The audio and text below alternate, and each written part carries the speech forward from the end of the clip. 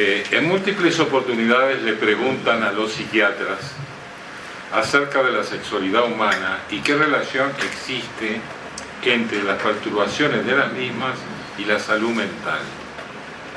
Tengo la impresión de que hay al respecto una gran confusión, no solo debido a la desinformación que pudiera existir, sino que es una temática aún hoy llena de enigmas.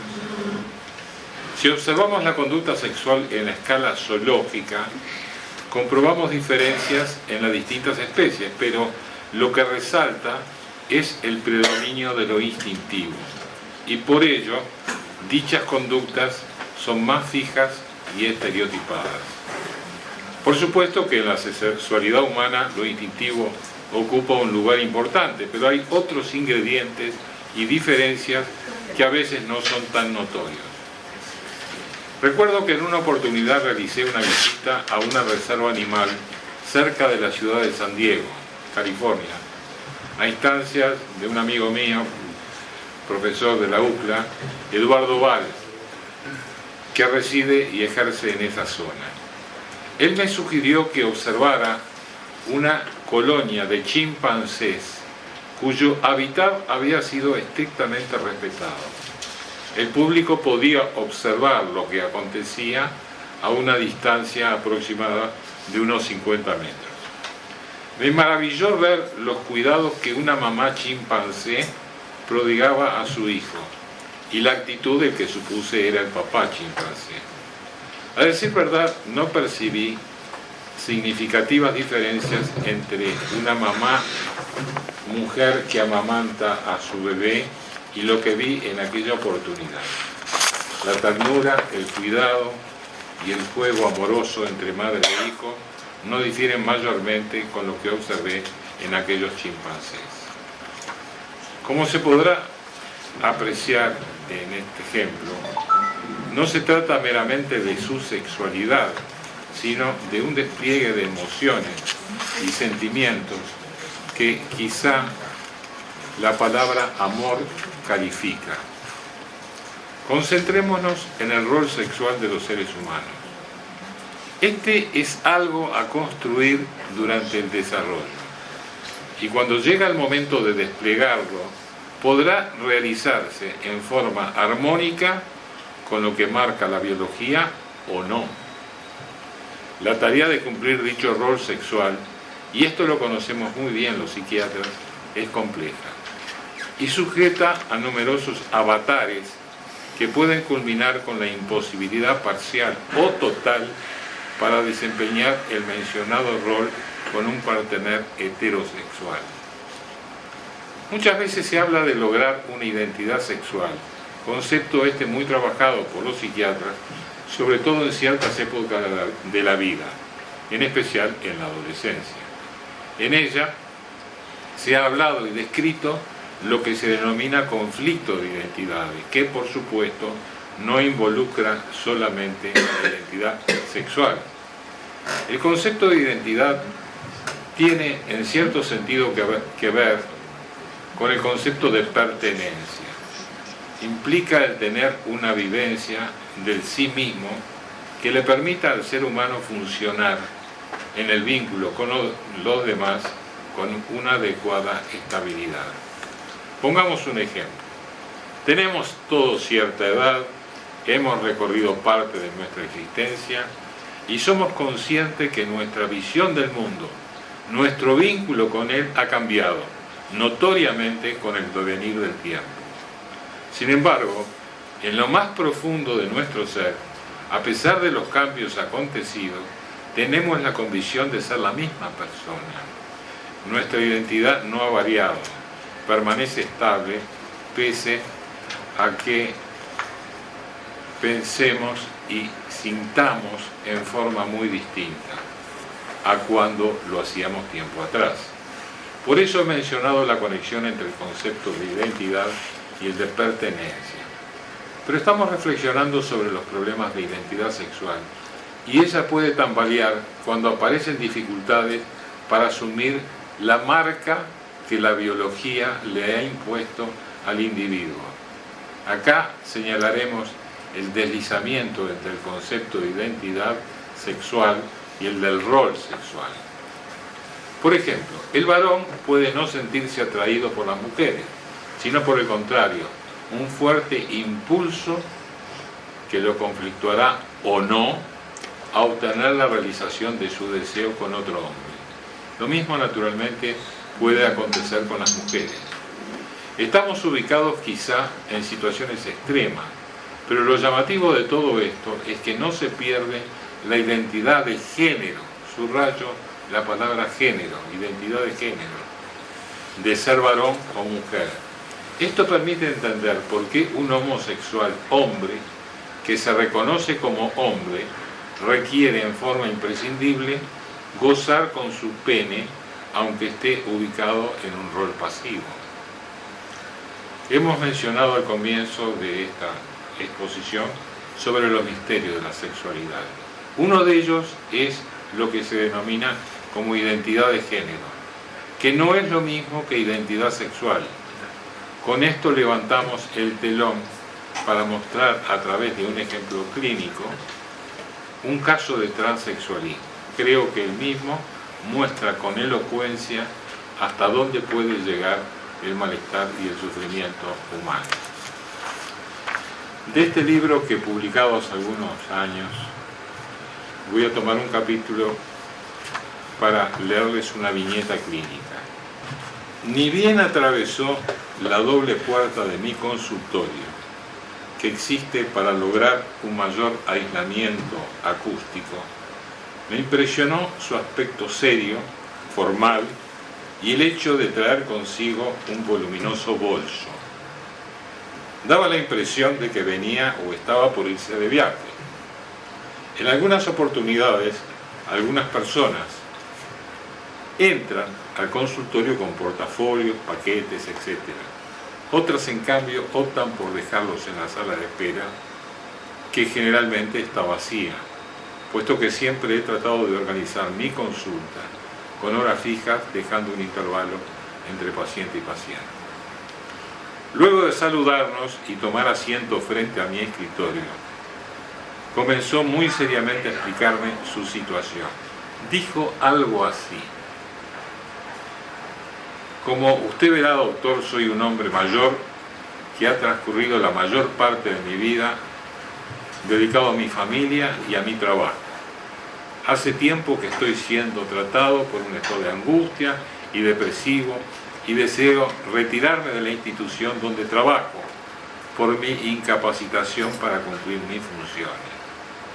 Mi médico está de acuerdo con mi decisión y lo ha certificado en forma clara. Yo necesitaría un certificado suyo, dado su posición académica, y con él pienso que le daría un mayor peso a mi solicitud. Ahora bien, quiero ser enteramente franco con ustedes. En realidad yo no padezco ninguna depresión, sino que he venido simulando desde hace mucho tiempo ese estado. Sin embargo, yo padezco de un sufrimiento mucho más grave que se me ha hecho intolerable. Quiero plantearle con franqueza mi situación.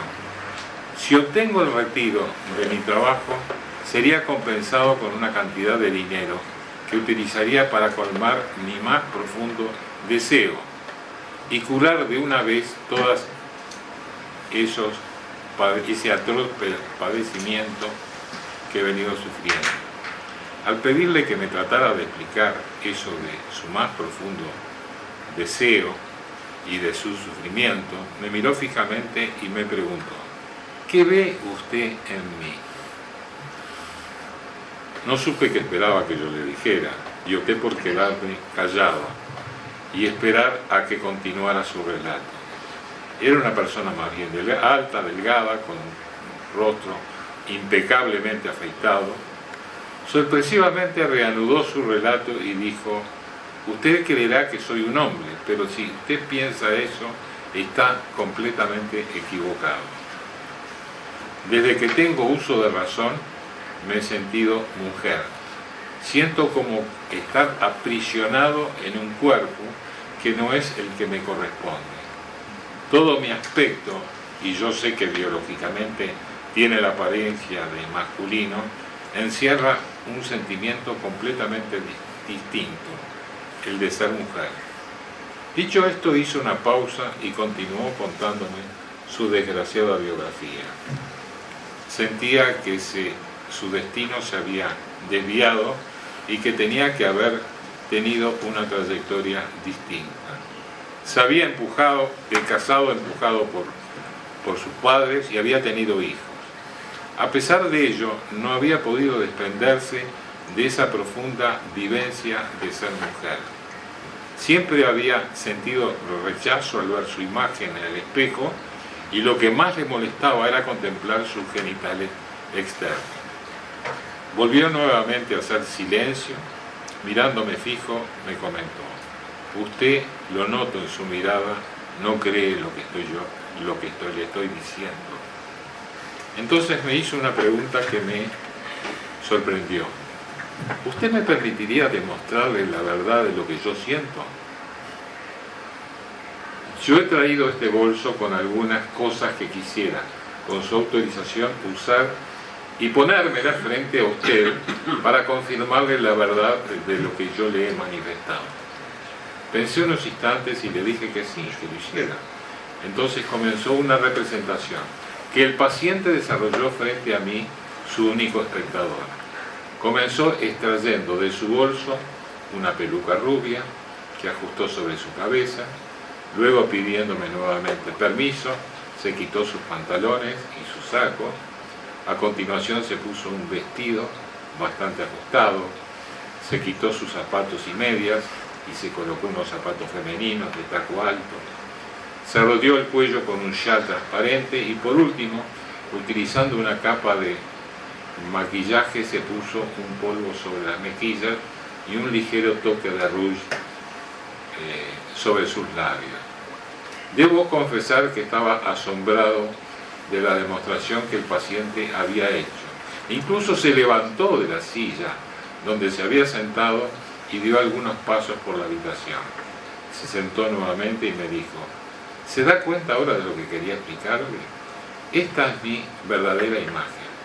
Lo que no puedo mostrarle son los años de sufrimiento por haber tenido que fingir y no poder ser auténticamente libre. El dinero lo necesito para operarme y convertirme en lo que soy, una mujer. Quiero abandonar esta vida de fingimiento y comenzar otra en otro lugar. Entonces le pregunté: ¿y su familia? Me respondió: yo ya les he entregado gran parte de mi vida y ahora quiero borrar y empezar de cero. Esto quiere decir vivir como mujer en un nuevo cuerpo y tener la libertad de conducirme en la sociedad como tal. Este ejemplo impactante de lo que los psiquiatras denominan como transexualismo, que traduce una perturbación de la identidad de género, quizá a muchos los pueda mover a risa, pero no engañarnos, esta situación no tiene nada de cómica. Por el contrario, es un verdadero drama que genera, al menos en mí, una gran tristeza por el auténtico y sentido sufrimiento del paciente. Se trata de lo que Dean Swanger ha denominado como una forma de existencia frustrada. Esta patología no es frecuente de observar en la práctica clínica. Durante los casi 12 años que estuve como director de la clínica, de la facultad, vimos solamente en el hospital de clínicas 5 casos. Esta situación planteó lo que se denomina una reasignación de sexo.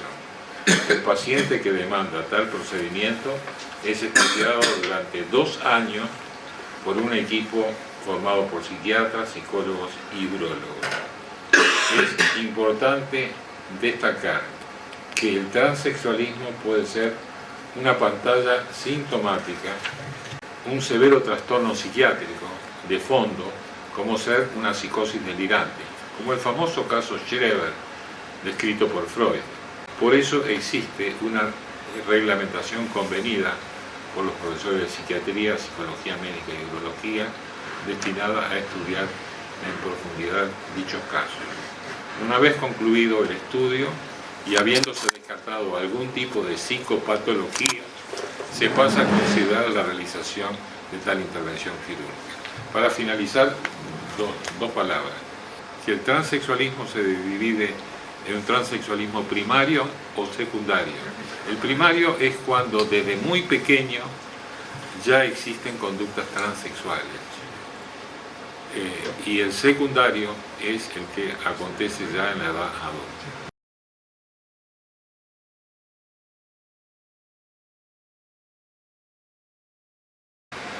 Como lo haya dicho el académico Prost, el transexualismo es un trastorno de la identidad sexual y de la identidad de género. La última denominación aceptada es identidad sexual. El transexualismo el término ha sido eliminado porque en realidad no se trata de un trastorno sexual propiamente dicho, sino de un trastorno de la identidad de las personas. Pero yo voy a usar el término porque es muy breve y abrevia la conversación.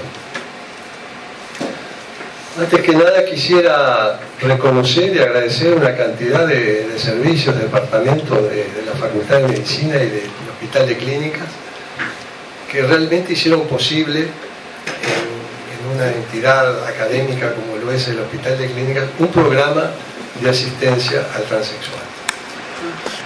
Nada mejor que una entidad, ¿verdad?, con criterios académicos de encarar un tema realmente difícil, pero que se pudo lograr un protocolo de estudio, de tratamiento y de seguimiento de los transexuales. Igualmente mi agradecimiento a jueces.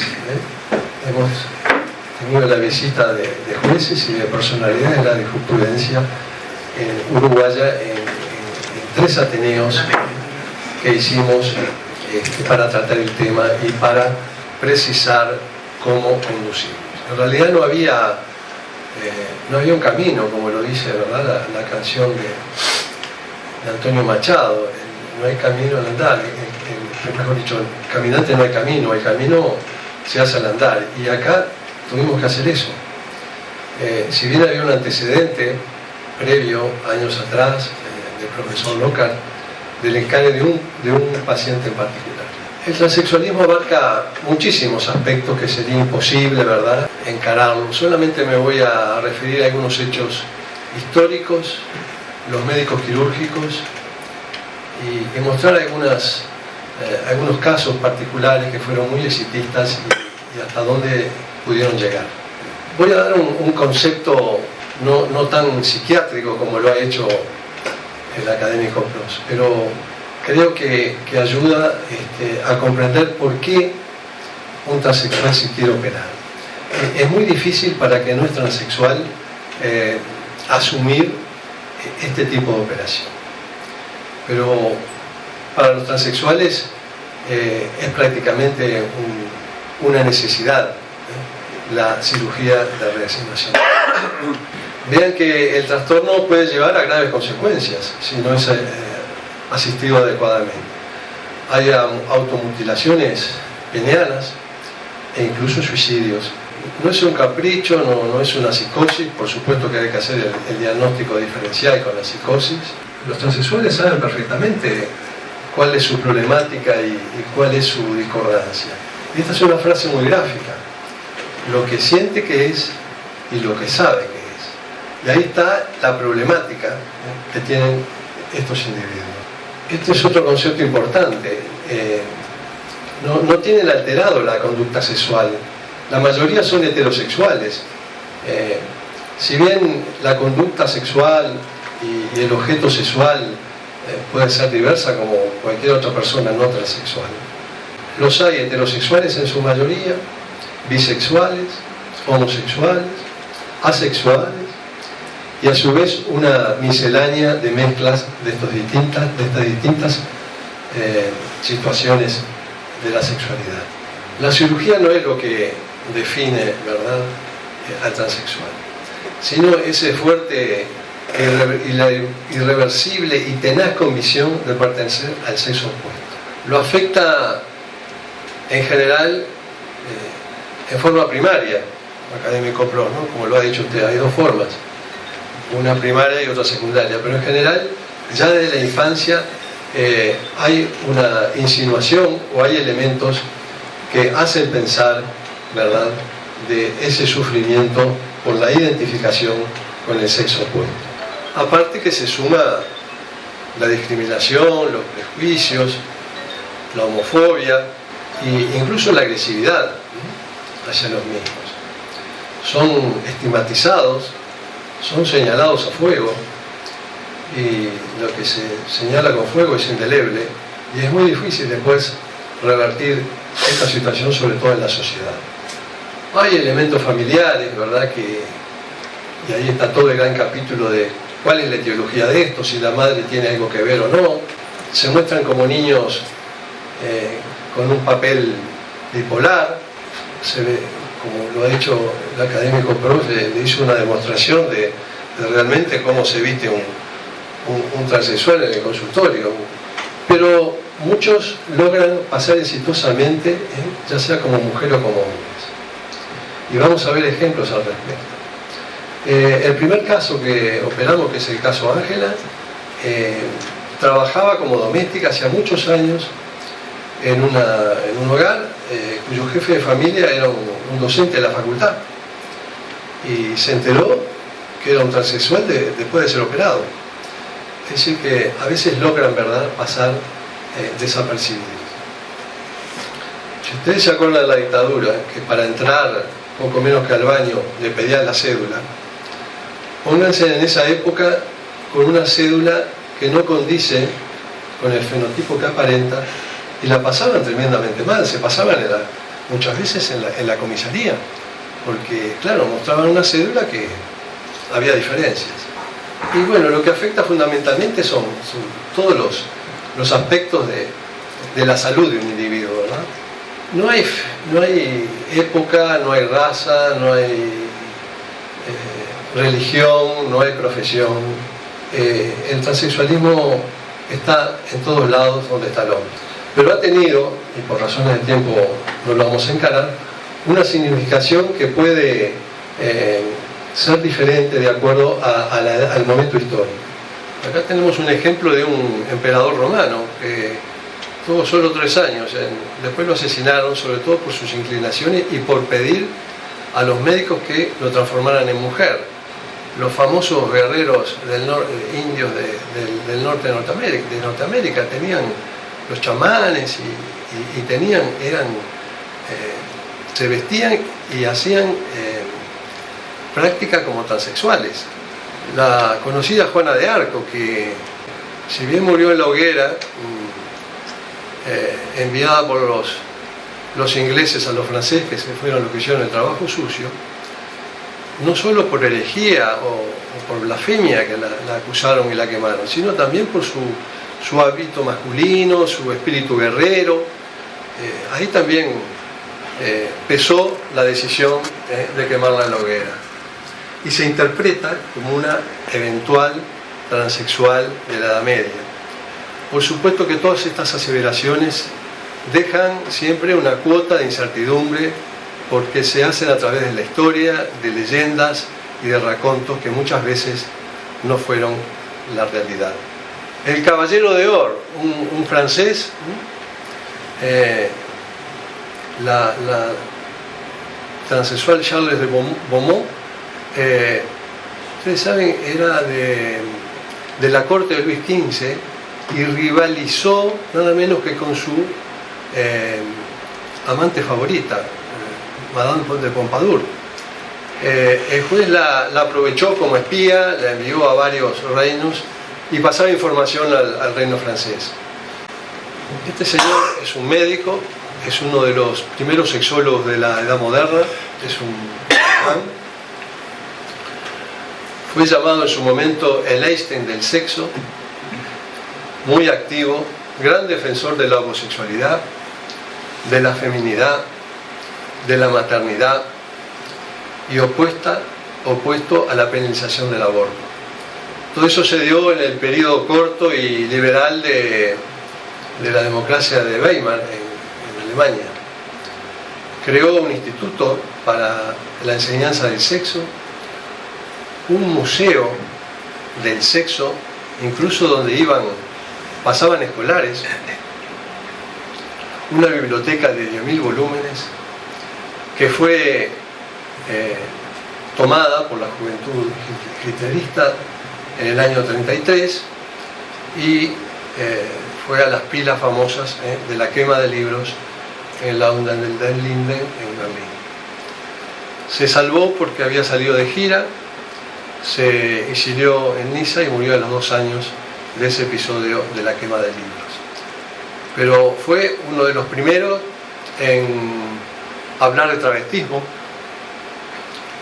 y uno de los primeros en insinuar e indicar que algunas sexualidades podían beneficiarse de la cirugía. Este personaje, Lili Elbe, era un danés pintor y acá ocurrió un error y un horror. En realidad no era un transexual, era un intersexo. ¿Qué? Un intersexo, era una ambigüedad social, sexual. Fue operado 5 veces. En esa época se operaban por etapas los transexuales femeninos. Primero se le hacía la orquiectomía, se les castraba, después la penectomía. La penectomía fue junto a un trasplante de ovario en esa época, que hubo que sacarlo de una donante de 26 años, que hubo que sacarlo prácticamente inmediatamente de los ovarios. Después, ¿qué se le hizo? Se le hizo un trasplante de útero y también murió como consecuencia de las complicaciones del trasplante de útero a los 3 meses de esta 5ª operación. Los otros días escuchaba de que nació el primer bebé de un trasplante de útero. Es decir, si bien había una concepción, no era oportuna, ¿verdad?, en esa época, de haber llegado a ese horror quirúrgico que le costó la vida a un intersexo.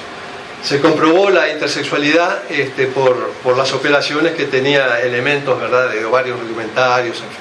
Hay una película que va a aparecer de Nicole Kidman sobre este personaje, Lili Elbe. Seguramente, si no aparece en estos últimos meses, va a ser el año que viene.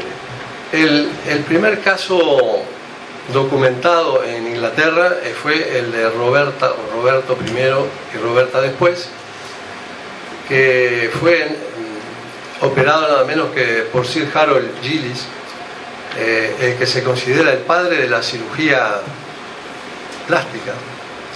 Era un neozelandés, era otorrino,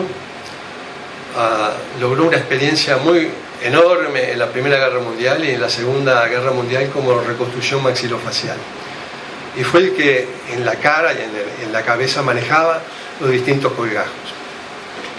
Le hizo una operación también en etapas. Cowell era piloto de autos, era un hombre ganador.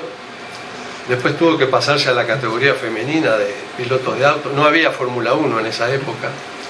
Pero después fue una de la aviación, fue una de la RAF. Era piloto civil e incorporado como oficial a la Fuerza Aérea Británica y manejaba los famosos Spitfire. Primero estuvo en el reconocimiento del desembarco en Normandía y después como aviador de combate.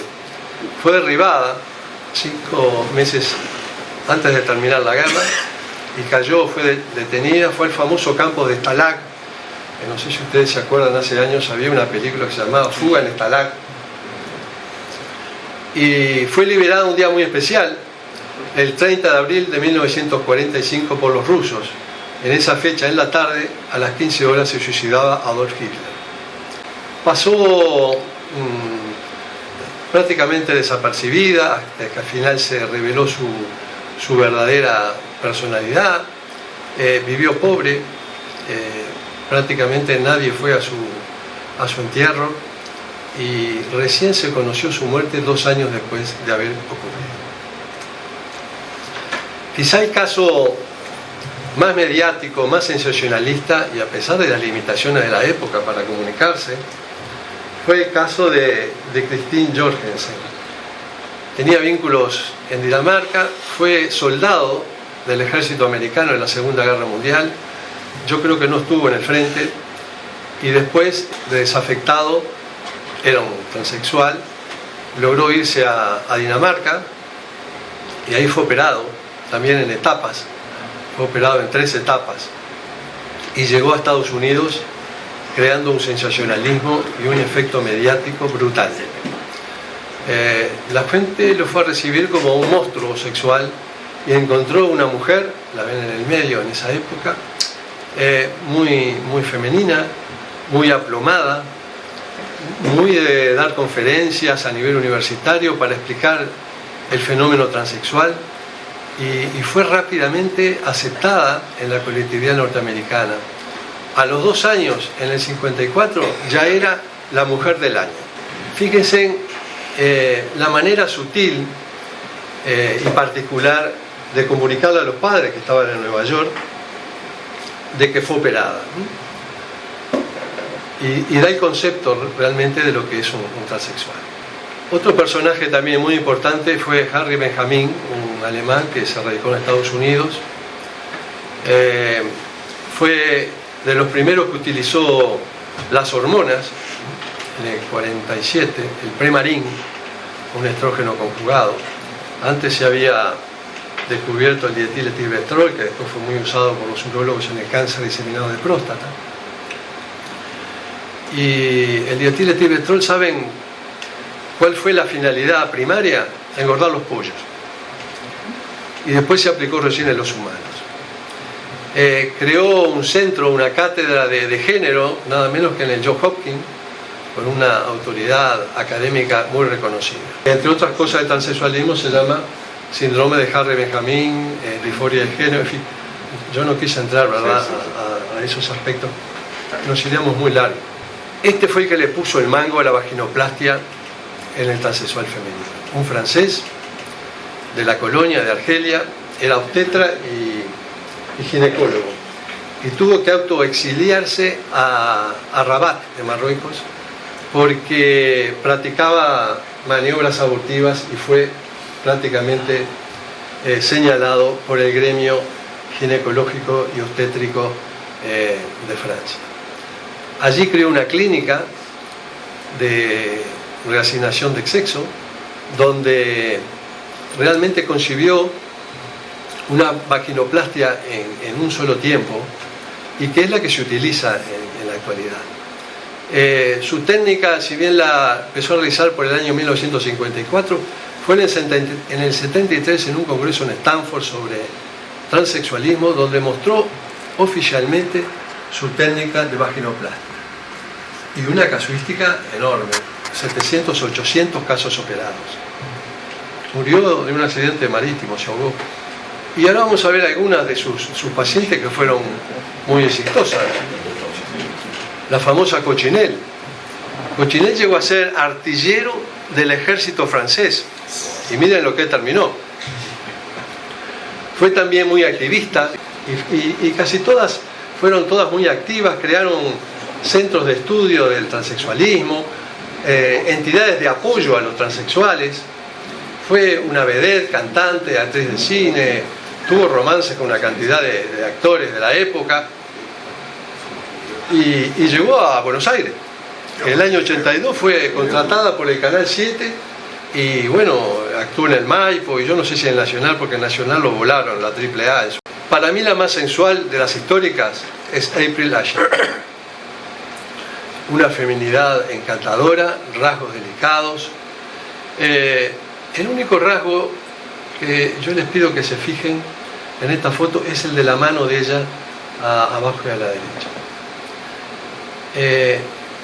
Tiene dedos demasiado gruesos. Cuando venían los transexuales a la clínica y me pedían entrevista, lo primero que hacía era mirarle la mano y darle la mano. Con la mano tenía la carta de presentación quién era esa persona. Después de pasar muchas vicisitudes, le hicieron electroshock para ver si la podían cambiar, intentos de autoeliminación. Se fue a Francia, conoció a Cochinelle, y Cochinelle, una vez que tuvo el dinero, la dirigió a Bourou en Rabat. Fíjense que pasó del ostracismo a ser miembro del orden del Imperio Británico, ya de veterana y reconocida por todo lo que hizo en favor de los transexuales y de otras minorías sexuales. Y quizá la más erótica de las históricas es Carolina Cosey, una modelo británica muy exitosa, muy luchadora. Se le reconoce que dictó jurisprudencia porque a través de sus movimientos logró una acta de reconocimiento de la Unión Europea en pos de las minorías sexuales. Y fue la única que posó en la revista Playboy, o la primera de la revista Playboy como transexual.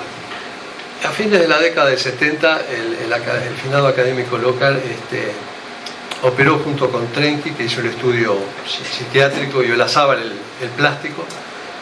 El primer caso descrito que se tiene conocimientos al menos de un transexual. La verdad que no le fue bien, tuvo muchas complicaciones y Local se desestimuló y no siguió en esa onda. Eso pasó en la década del 70. Nosotros nos enteramos del caso Ángela. Ángela llevaba 17 años reivindicando ser operada en distintos centros médicos del Uruguay. 8 años antes de que nosotros lo encaráramos, fue considerada un ateneo del Hospital de Clínicas, y el único que rompió algo por ella fue un cura, el cura Chalela. Fue el único que la defendió en ese ateneo. Todos los demás, que era una psiquiátrica, que era una degenerada, que era una homosexual. El término homosexual figura en la historia clínica de Ángela. Bueno, y yo hablé con el profesor de ese entonces, Jorge Pereira, le digo, mira, hay un caso así, anda por todos lados, pobre, es un tema que lo tiene que encarar una institución académica, ¿te parece? Bueno, me dijo, bueno, seguí adelante. El problema es que no teníamos prácticamente ningún elemento donde afirmarnos, ni desde el punto de vista jurídico, ni académico, ni ético. Entonces hicimos 3 ateneos, donde fueron todos esos servicios al principio, más los jueces, a sala llena, realmente hubo mucha discusión, y llegamos a 3 o 4 conclusiones. Primero, que no había nada que impidiera hacer la cirugía. Segundo, que había que tener un marco académico de diagnóstico y de tratamiento y de seguimiento. Y en eso, el profesor Probst y Bernardi, con sus equipos, hicieron todo un protocolo al respecto. Y bueno, y así empezamos con el caso Ángela. La muestro porque ella salió a publicidad en muchos medios de prensa, en entrevistas, en la televisión, ¿verdad? Pero fue, si alguien le debe en lo que tiene que ver con transexualismo acá en Uruguay, una persona es Ángela. Era tenaz, 17 años reivindicando ser operada. Lo que hizo esta mujer, que pasó hambre, que tuvo tuberculosis, no había barrera, y llegó a lo que llegó. Bueno, esta es la fecha de la primera operación. Después de 2 instancias de reclamo de cambio de la identidad negativas, llegó a la Suprema Corte de Justicia, y la Suprema Corte de Justicia falló a su favor, y al fallar a su favor la Corte crea jurisprudencia, al margen que después va a venir una ley, que le voy a pedir al académico Guido Berro que se refiera a la misma. Pero creo que acá hemos colaborado mucho, ¿no? Porque todas las citaciones que tenía cada vez que un transexual se presentaba, sobre todo a los juzgados de familia, me llamaban. Ahí comprendí la rigidez de los jueces y la poca cintura que tienen los fiscales. Son duros, son durísimos. Los fiscales. Ajá. Pero creo que logramos bastante hacerle ver, incluso foros de jurisprudencia, donde íbamos en equipo a mostrarles lo que nosotros hacíamos, y después les decíamos, bueno, y ustedes como juristas les tienen que resolver la segunda prioridad, que es cambiarles el nombre. Recuerdo una vez un sábado, ya eran las 2 de la tarde, la cosa estaba saturada de atención, una persona muy viejita sentada ahí, nunca hablaba, y fue, al final estaba por terminar, dijo, levantó la mano, habló bajito y dijo, bueno, si esto es así como lo dicen los médicos, hay que cambiarle ese nombre, no hay que hacer otra cosa.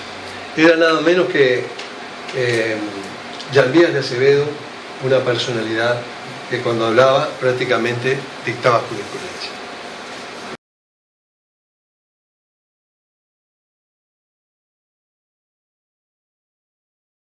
Es muy interesante porque el primer caso que yo registré es del 1993, un fallo favorable de la doctora Marta Alves, donde habla por primera vez de derecho de las personas a la identidad sexual. Después viene la sentencia que nos decía Luis en el 97, redactada por Maraboto, suscrita por todos los demás miembros, los cinco ministros de la Suprema Corte, que hablan del derecho personalísimo. Ya lo sitúan a nivel de derechos humanos. Cuando se habla de personalísimo, va por ese lado. Y el derecho personalísimo es el de la identidad sexual. Pero, ¿en qué estamos actualmente? En el 2009 se promulga una ley, la 18.620, que habla de cambio de sexo, debería haber hablado de reasignación, pero habla del derecho a la identidad. Esa es la sentencia de Maraboto, que como ustedes ven suscribe Cairoli, Torello, Alonso de Marco y Mariño Charlone, y de secretario estaba Ricardo Pérez Manrique, que actualmente es ministro. Entonces la evolución en la rectificación del Estado Civil es muy increíble, porque la ley vieja del Estado Civil, que es de la 4080, imagínense, desde 1912, solo dice que se puede rectificar únicamente por falsedad o enmienda o por sentencia firme. Entonces estaba ese gran tropiezo que tú relatabas, de años, donde los jueces y fiscales los encontrabas duros. Lo que pasa es que estaban atados por esta ley también, no es que ellos salgan en defensa de ellos, sino que, bueno, esta ley era, en ese sentido no se podía rectificar porque no había un error. En la partida de nacimiento no había error, por lo menos en el fenotipo y en el genotipo, era un error en lo psicológico, o en lo, como quieran llamarlo, en la identidad. Es a partir de la ley del 2009 que basta la declaratoria ante un juez de familia de que uno quiere cambiar de sexo. Ya se pasaron, a mi modo de ver, se pasaron al otro lado, porque ya no exige ni siquiera la cirugía.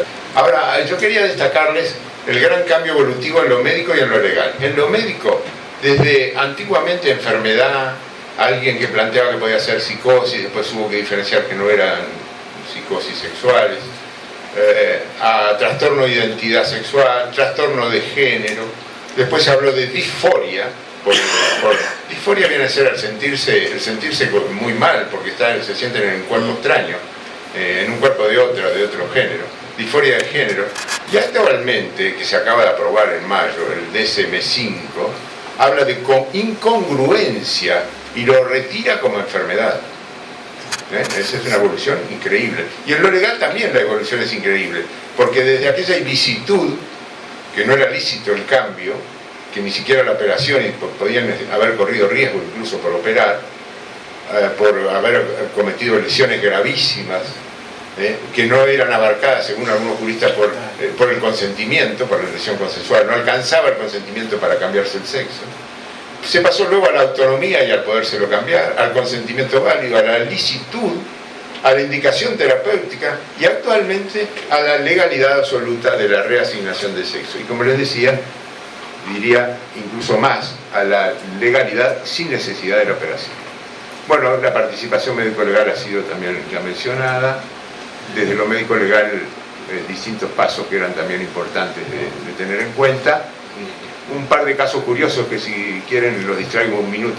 Me llega una vez a la morgue judicial el cadáver de Patricia, que es repatriado como señora uruguaya que vivía en Italia.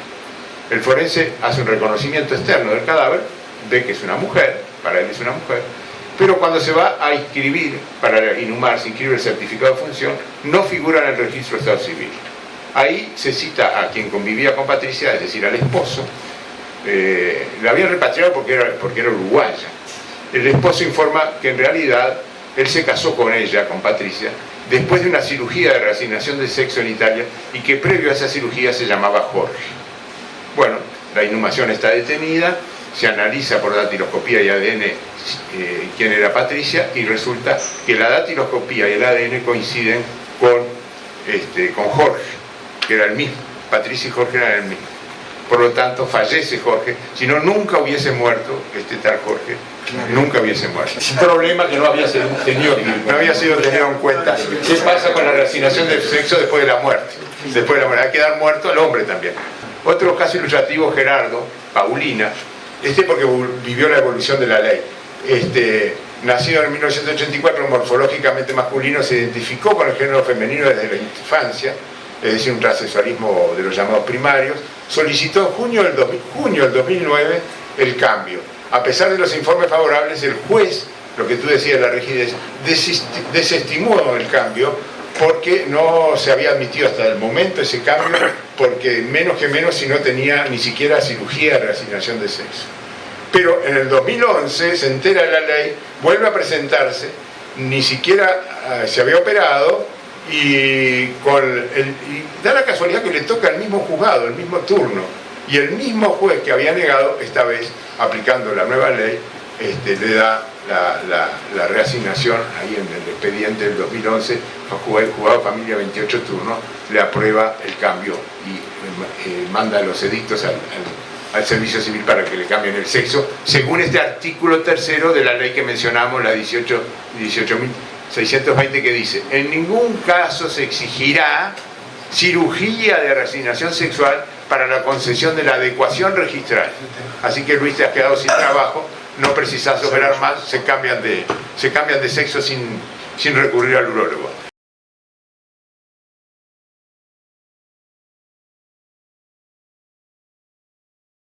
Se utiliza mucho el cambio de sexo. En realidad nadie cambia el sexo, hace simplemente adaptaciones, adecuaciones, pero el sexo tiene tantos componentes que es un mal término el cambio de sexo. ¿Cuál es la primera prioridad que tienen estos señores? Primero, que lo operen. Si bien la mayoría quiere que lo operen por todo lo que significa verse en un cuerpo totalmente contrario a su identidad sexual, es como que mañana los hombres de aquí nos despertáramos y viéramos que en vez de un pene tenemos una vulva y una vagina. Es algo espantoso, y viceversa en la mujer. Lo que más les molesta es el pene. La segunda prioridad, o lo que demanda, es sobre todo el cambio de nombre, ¿no? Que era lo que nosotros le hacíamos ver a los jueces, a los fiscales, a los de jurisprudencia, que así como nosotros los operábamos, ellos tenían que cambiarle el nombre, ¿no? De alguna manera buscar la vuelta y tener un documento. A este respecto, recuerdo el día que le dieron la nueva cédula a Ángela. Vino directamente y me dice: doctor, mire, tengo la cédula. ¿Sabe lo que puedo hacer ahora? Voy a poder comprar a plazo. Pobre, pasaba hambre, bueno. Es una anécdota de la vida real. Y por último, verdad que sean aceptados en todos los aspectos, ¿verdad?, de la salud de un individuo, en las amistades, en la familia, en el trabajo, ¿verdad? Es un problema complejo, ya lo vimos, creo que había que encararlo de la manera que lo encaramos. Sin embargo, quedan cosas confusas, y me parece que 1 o 2 minutos para, desde mi óptica, desde mi experiencia de, yo que sé, 50 años de ejercicio profesional. Ustedes saben que los homosexuales tienen, digamos, como meta fundamental la prosecución o la satisfacción de sus deseos con un objeto sexual determinado. Pero en el caso, yo he visto solamente, de los pacientes que he visto, solamente un transexualismo en una mujer, todo el resto fueron hombres. El hombre en una relación homosexual, que es homosexual, goza con el pene, no le vayan a tocar el pene, en el sentido de rechaza. Digo esto porque en contraposición con lo que hemos estado viendo del transexual. El transexual le molesta el pene, no lo puede ni ver, además lo tiene casi atrofiado y prefería que desapareciera. Y a mí me parece que el concepto de trastorno de identidad de género es mucho más complejo, porque poniendo en un extremo a los homosexuales y en el otro a los transexuales, los homosexuales van persiguiendo más la satisfacción de su deseo. Y de acuerdo con lo que acaba de decir el académico Guido, los transexuales, el motivo básico es el nombre, los documentos, su identidad que la tiene alterada. El sexo es como secundario. En cambio, en el homosexual el sexo es, viven pensando en el sexo. En cambio, no acontece lo mismo en los transexuales. Pienso que el problema es más profundo, habría que meterse en el análisis de lo que es una identidad, etcétera. Bueno. Los otros que tampoco se tocan ni se quieren operar son los travestis. Los travestis. También. Pero los travestis en general son homosexuales, ¿sí?, que no tienen elementos de transexualismo, sino que lo que hacen es una representación de un cuerpo femenino como para poder facilitarse, digamos, el tener una relación sexual con un hombre, seguro. Pero es distinto, yo no lo pondría como una categoría aparte, sino como una modalidad de homosexualidad. No, totalmente de acuerdo. Me refería a que ningún travesti quiere operarse. ¿Seguro?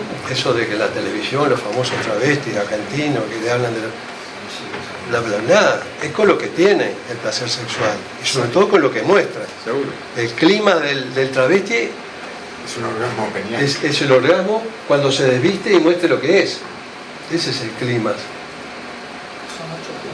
La psicoterapia como tratamiento definitivo ha fallado, es importantísima en lo que tiene que ver con el apoyo, con el estudio, para que pueda prepararse para la cirugía y en el seguimiento, porque muchos de estos pacientes se pueden deprimir y hasta se pueden suicidar. La terapia hormonal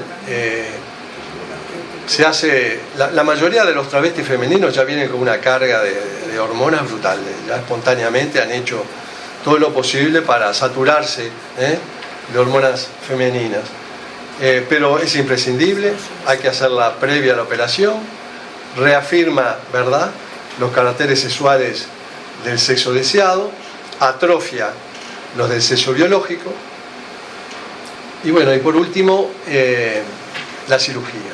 Bueno, quizá lo más rembombante, ¿verdad?, de la cirugía es la genitoplastia, ¿verdad?, feminizante en el transexualismo femenino y masculinizante, pero a su vez se suman otras acciones que son también importantes. Empezamos por la orquiectomía, la penectomía, la uretrectomía parcial y la vulvovaginoplastia, ¿verdad? A su vez hay otros procedimientos como la mamoplastia de agrandamiento, el arreglo de la nariz, el arreglo de la laringe, ya sea en los cartílagos, en la voz, en las cuerdas vocales, en el esqueleto cérvico-facial. Y ahora estamos en el otro, en la operación del transexual masculino, que es mucho más demandante, hay que hacerla por etapas, no se pueden saltar etapas, hay que hacerlas con un equipo combinado. El segundo tiempo, ¿verdad?, es sobre todo la faloplastia o la metoidioplastia, que es una faloplastia abreviada, la escrotoplastia y la colocación de prótesis testiculares, sobre todo con la ayuda de expansores de los tejidos. Y por último, una cosa que también es muy demandante, es la colocación de las prótesis. Esta es nuestra modesta casuística. No tenemos seguimiento, algunos se casaron, otro se fue a Buenos Aires, se casó con un cirujano plástico, otro es ¿Cuántos se suicidaron? Creo que ninguno. Pero es muy difícil el seguimiento. Migran, se van, no te vienen, pero le pasa a casi toda la serie. Todas las series de seguimiento son cortitas. porque se hace muy difícil, desaparece. Una vez que le resolvieron el problema de la cirugía u otros problemas, no vuelven, salvo que tengan alguna complicación, que por suerte no tuvimos complicaciones mayores, fue una mínima, se estenosó la vulva con una incisión en Y, se resolvió. Y bueno, y la valoración, hay que tomar todos estos elementos de valoración. Hay que saber que hay arrepentimientos y que hay suicidios. Y visto retrospectivamente estos arrepentimientos y suicidios, se vieron que eran errores diagnósticos, que no fue una selección adecuada. Es decir, que en ese sentido hay que estar, ¿verdad? Y de eso es lo que dijo el académico Prost, que el programa y el protocolo exige por lo menos 2 años de seguimiento antes de la cirugía. Vean que la mayoría son satisfactorios. La actividad sexual satisfactoria es mayor en transexuales femeninos que masculinos. Bueno, y esto son las conclusiones, pero quiero mostrarles algo más. Quiero señalar que la cirugía no resuelve toda la problemática de los transexuales. Es un elemento más junto a otros, porque el problema es muy complejo. Pero quiero mostrarles esto. Jack soy yo ahí. Esto es un artículo hecho por una feminista, se ve muy recalcitrante, que no le gustó nada que se hubiera operado un transexual femenino. Y a la semana o a los 10 días saca este artículo donde yo figuro como Jack. Pero después se ve que otra mujer, que no era tan feminista, hizo entrar, ¿verdad?, el criterio académico, ¿verdad? Y entonces ya es un artículo en el mismo semanario donde se habla adecuadamente de realmente lo que hacía. Y termino, 2 testimonios. Uno antes de empezar, la de April Ashe. Cada noche rezaba para despertar siendo mujer. Y otro del posoperatorio. Hecho de Ángela, que es de un cociente, es muy inteligente, pero no es una mujer muy cultivada, pero fíjense lo que dice, y lo dice adecuadamente, y con muchos sentimientos, que no existen palabras para describir lo que se siente luego de la cirugía. Significa ser lo que uno siente, a cuello de lo que uno es y lo que uno siente. Lo está diciendo. Es una verdad definitiva. Muchas gracias.